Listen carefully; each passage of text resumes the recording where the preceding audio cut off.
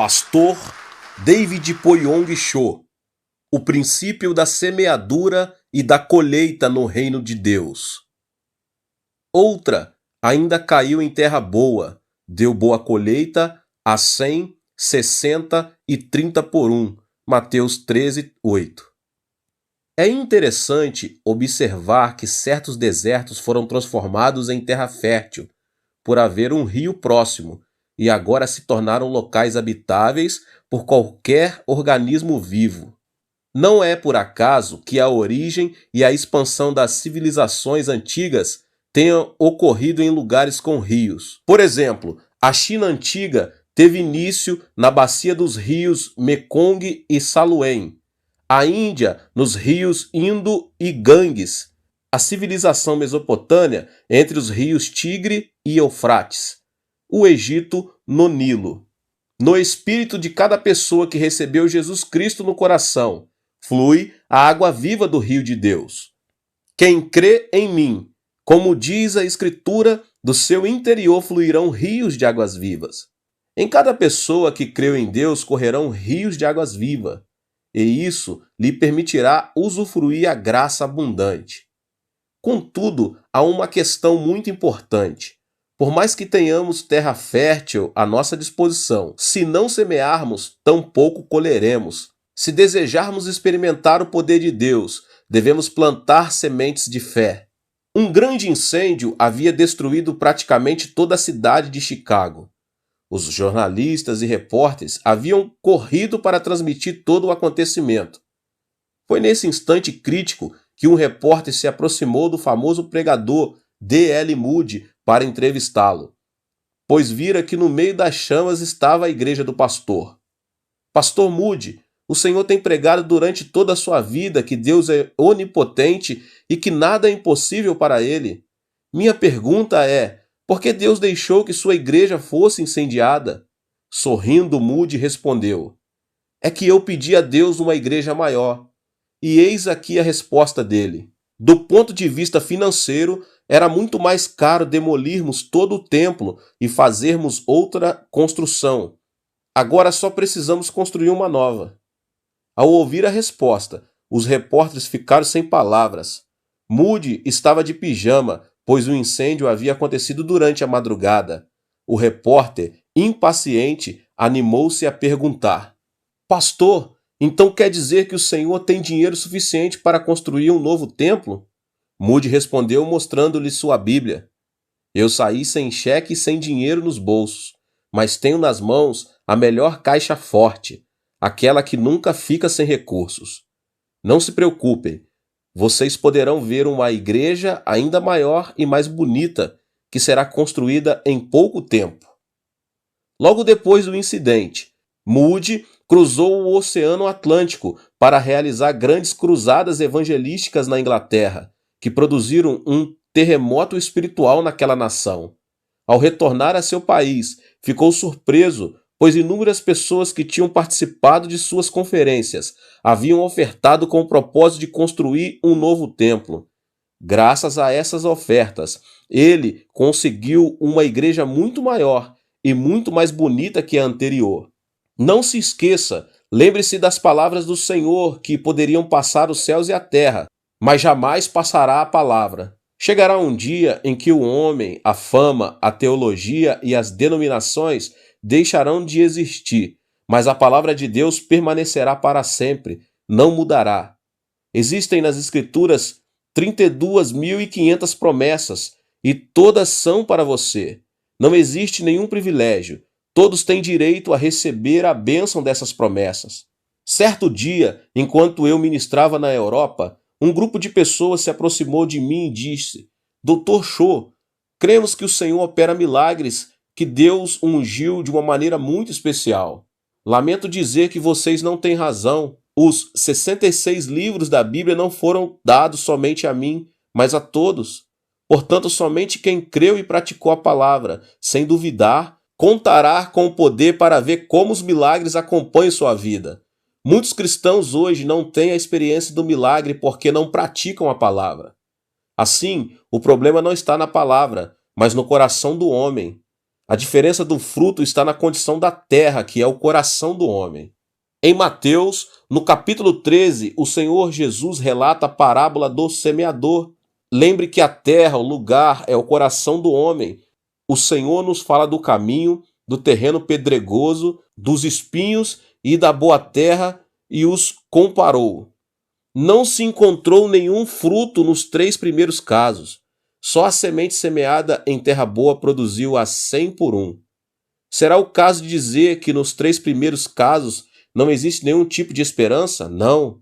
A questão está em lavrá-la e trabalhá-la para que se converta em terra fértil. Agora, a semente que caiu à beira do caminho. Enquanto lançava a semente, parte dela caiu à beira do caminho e as aves vieram e a comeram. Mateus 13, 4. Nenhuma ave poderá comer uma semente que tenha caído em terra boa, pois ela cobrirá a semente, que não será vista. Mas a semente que tenha caído à beira do caminho será facilmente vista, e virão as aves e a comerão. Essa parte da parábola refere às pessoas que já têm certo conhecimento da palavra de Deus, entretanto, não prestam atenção à semente da palavra por causa dos seus interesses e valores seculares. Nenhum cristão que tenha prioridades desorganizadas poderá dar bom fruto. Se ele ama o dinheiro, o trabalho, o esporte ou qualquer coisa mais do que a Deus, sua vida estará fora de foco, estará fora do caminho e nenhuma semente ali caída dará fruto. Não obstante, há esperança para esse tipo de pessoa, já que pode lavrar a terra profundamente e transformá-la. A boa terra não é produto do acaso, mas de um grande esforço e trabalho. Então, como podemos cavar profundamente e transformá-la em terra fértil e agradável? É preciso semear a palavra de Deus. O que significa isso? Significa compreender a palavra. Há cristãos que escutam uma grande quantidade dos melhores sermões e fazem os melhores cursos de discipulado. Entretanto, se a palavra não foi compreendida e posta em prática, de nada serve escutar os sermões e estudar. É fundamental que compreendamos a palavra. Certo dia, fui convidado para pregar numa igreja num bairro afastado da cidade. Como costumo fazer, empenhei todo o meu esforço para pregar o melhor sermão. Mesmo assim, senti uma grande frieza espiritual. De repente parei de pregar e, acenando para uma mulher idosa, perguntei-lhe: "Irmã, a senhora crê em Jesus?" "Sim, pastor, sem dúvida." Ela retrucou com tanta segurança que sua resposta me deixou sem palavras por um momento. Mas insisti: "A senhora está segura de que viverá no reino de Deus eternamente?" "Ah, não sei. Como vou saber?" Sua resposta chamou muito a minha atenção. É alarmante saber que muitos cristãos que confessam haver aceitado a Jesus não têm a segurança da vida eterna e do reino dos céus. Não importa quantos anos tenham de igreja, o primordial é que se realmente a semente da salvação foi plantada no fundo do seu coração. Contudo, aos que receberam, aos que creram em seu nome, deu-lhes o direito de se tornarem filhos de Deus. João 1,12. Saber a palavra não é suficiente, é preciso compreendê-la e crer nela. Esse é o processo de plantar a semente da salvação. A lei da natureza nos ensina que o que é semeado será colhido no momento oportuno. Portanto, se temos semeado a semente da salvação, devemos crer que colheremos o fruto da salvação. Se semeamos a semente da saúde em oração, colheremos o fruto da saúde. Para semear a semente é necessário primeiro meditar na palavra e, em segundo lugar, uma vida de louvor e adoração. Em terceiro lugar, é também muito importante o estudo da palavra de Deus. Por meio de todo um processo na vida cristã, a pessoa conseguirá compreender a palavra e, dessa forma, colherá bom fruto da semente que plantou. É preciso obedecer à palavra. Uma vez compreendida a palavra, é importante dar o segundo passo, que consiste em obedecer a ela. A fé virá unicamente pelo canal da obediência. Por essa razão, a Bíblia diz: assim como o corpo sem espírito está morto, também a fé sem obras está morta. Tiago 2,26. Você sofre de alguma enfermidade? Medite na palavra que diz: por suas pisaduras fomos curados. Aceite o fato de que Jesus sofreu para que você receba saúde. Obedeça a palavra, pense e trabalhe como uma pessoa sã. Se você o fizer, Deus fará resplandecer saúde e sarará sua enfermidade. Lamentavelmente, meus irmãos, há muita gente que afirma: abençoa-me primeiro e obedecerei ao Senhor. Sara-me primeiro e seguirei o Senhor. Isso é como colocar uma locomotiva atrás dos vagões. A obediência precede a fé. A Bíblia nos ensina: a obediência é melhor do que o sacrifício e a submissão é melhor do que a gordura de carneiros.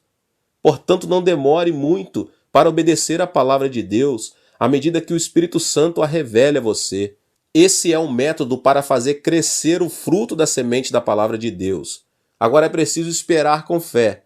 A fé não deve ser confundida com emoção, pois ela está baseada na palavra de Deus. Por isso, ainda que nossos olhos não vejam, nossas mãos não toquem, nem nossos ouvidos ouçam coisa alguma, devemos nos firmar na palavra de Deus. De nada serve clamar: sim, eu creio, se nossa fé não está baseada na palavra. Pedro conseguiu andar sobre as águas porque creu na palavra de Jesus e dependeu somente dela, mas ao ver as ondas começou a se afogar. Se você compreendeu e obedeceu a palavra, creia que será feito e não tenha dúvida em seu coração. Será que isso é certo? Você nunca deve dar espaço ao temor e à dúvida. A respeito disso, tem um caso interessante para contar. Quando menino, meu sonho era ser fazendeiro, e por impulso, um dia plantei uma batata no quintal de minha casa. Colocava água todos os dias para que crescesse rapidamente. Em minha ansiedade, passado alguns dias, cavei a terra para ver quanto havia crescido, mas para minha desilusão, não vi fruto nenhum. A questão era esperar até o outono, o tempo da colheita. Mas eu não era paciente o suficiente para esperar tanto tempo, pois naquela idade, esperar alguns dias parecia uma eternidade. A paciência é algo fundamental, não somente para os agricultores, como também para os cristãos. Devemos esperar com paciência e pela fé, até que a promessa seja cumprida. Nossos dias não serão somente de felicidade. Haverá momentos de tristeza e dor, mas lembre-se, para que a colheita seja boa e frutífera, deve haver dias de sol, de vento e de chuva. A vida cristã também é assim. Nem sempre vai tudo bem para nós. Há dias de tempestade em que surgem problemas no trabalho e na família ou individuais ao sofrer alguma enfermidade. O importante é não vacilar diante de uma situação adversa, mas firmar-se ainda mais na rocha da palavra de Deus. Se tivermos compreendido e obedecido a palavra de Deus, devemos saber esperar o cumprimento da promessa. Ao ouvir uma fé como essa, Deus operará o milagre. É preciso confessar com a boca. Enquanto esperamos o fruto da palavra, é fundamental confessar com a boca pela fé. Temos de imitar Deus, que chama as coisas que não existem como se já existissem. A confissão da palavra é o broche de ouro que nos fará ver o fruto da promessa. Fui salvo, sou abençoado, estou são, meu Deus, pois suprirá tudo. Você não deve confessar segundo o seu estado de espírito. Confesse mesmo nos momentos mais caóticos e difíceis da sua vida e não deixe de confessar e crer que a promessa se cumprirá. Deus agirá e fará um milagre ao ouvir as confissões que saem de nossa boca. Agora, a semente que caiu no solo pedregoso, depois de semear, Deus sempre prova se a terra, uma pessoa, pode ou não dar fruto. O cristão que não tem raízes profundas é tentado a abandonar a semente da palavra e logo olhar para o que é mundano. Jesus diz que uma pessoa assim, sem caráter, é como uma semente que caiu em solo pedregoso. O que é um solo pedregoso? À primeira vista, só se vê terra. O problema é que nenhuma semente sobreviverá por muito tempo, mas morrerá, pois não poderá lançar raízes. No entanto, se tão logo conseguirmos remover as pedras, essa terra se converterá em terra melhor e ainda mais fértil. Por mais que o coração do homem seja tão duro como uma rocha, o amor de Deus pode remover qualquer pedra e amolecê-la até que se converta em terra boa. Agora, a semente que caiu entre os espinhos. Houve sementes que caíram entre espinhos, mas os espinhos cresceram e a sufocaram. Certo dia, enquanto eu dirigia uma conferência na Alemanha, Aproximou-se de mim um jovem completamente bêbado e disse: "Impue sua mão sobre mim para que receba a cura." Eu só pude dizer: "Sou um pregador, não um mágico, para fazer desaparecer sua enfermidade." Notei que o desejo do coração dele não era conhecer ou crer em Deus, mas só receber a cura para o seu corpo.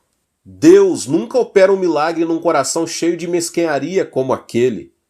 O coração de espinhos é uma referência à palavra que não pode dar frutos por causa da avareza e dos desejos mundanos. A semente que caiu entre os espinhos não dará frutos, pois os espinhos a sufocarão. No entanto, se tão somente conseguirmos remover os espinhos, essa terra também pode se converter em uma terra melhor, apta para dar frutos bons e abundantes. Em que condição está o seu coração? É a minha pergunta para vocês. Em alguma das terras mencionadas? Se for assim, não desanime, pois há possibilidade de se converter em uma terra boa. O coração que se exalta poderá ser perfurado pela espada da palavra, e o que estava frio pode ser aquecido pelo fogo do Espírito Santo. Portanto, meus irmãos, não desanimem. Seus corações podem se converter em terra melhor. Plante a palavra no seu coração, de Gênesis a Apocalipse. Converta-se em praticante da palavra e você se surpreenderá ao ver os frutos da bênção que Deus mesmo fará crescer na vida de cada um dos que ouvem essa palavra. Deus abençoe a sua vida, você que chegou aqui talvez pela primeira vez nesse canal.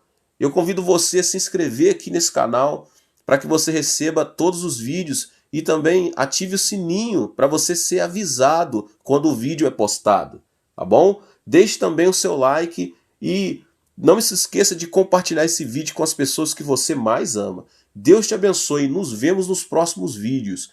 Amém.